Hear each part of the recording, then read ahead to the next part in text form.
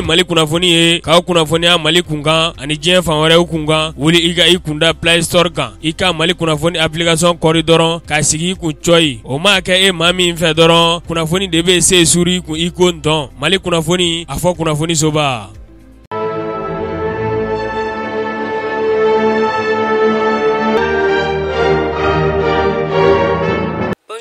Bonjour à toutes, bienvenue dans votre flash d'information sur Mali Kounafoni Web TV.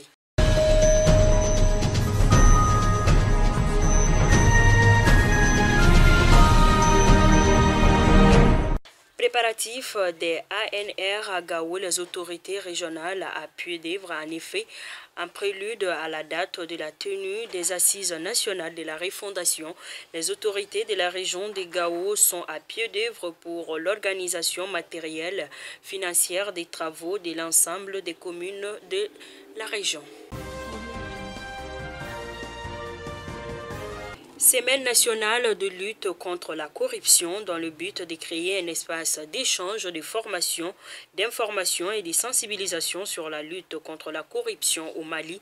L'Office central de lutte contre l'enrichissement illicite au CLED, en partenariat avec le Conseil national des arabophones du Mali, SENAM, a initié jeudi dernier une conférence à l'école des médias de la paix. Votre droit, votre défi, dites non à la corruption. C'était le thème de ces échanges. L'ouverture des travaux était présidée par le ministre de la Justice et des Droits de l'Homme, garde des Sceaux, Mamadou Kassongué. À Badiangara, un convoi logistique de la force de la mission multidimensionnelle intégrée des Nations Unies pour la stabilisation au Mali MINUSMA quittant Douanza pour Sévaré a heurté hier un engin explosif improvisé sur la route nationale N16 dans la région de Badiangara. La mission onusienne qui a donné l'information à travers son compte Twitter indique que le premier bilan fait état de 7 casques bleus décédés et 3 grièvement blessés. Ainsi nous prions pour le repos éternel de leur âme.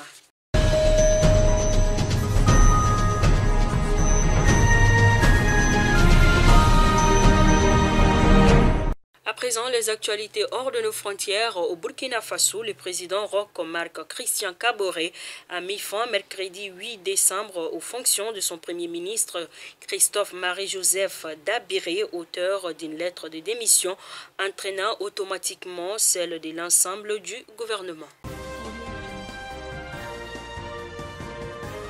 Parlons Covid en Afrique du Sud, l'omniprésence du variant Omicron permet d'observer son comportement sur les personnes infectées. Netcar, l'un des plus grands groupes de santé privés du pays avec une cinquantaine d'hôpitaux, a publié un communiqué pour faire part de ses premières constatations. Avec un recul de 3 semaines, le groupe hospitalier livre des informations encourageantes. Chers téléspectateurs et abonnés de Mali Kounafoni, c'est donc tout pour votre flash d'information. Je vous donne rendez-vous pour un prochain numéro. Entre-temps, prenez bien soin de vous et bonne journée dès jeudi. Merci.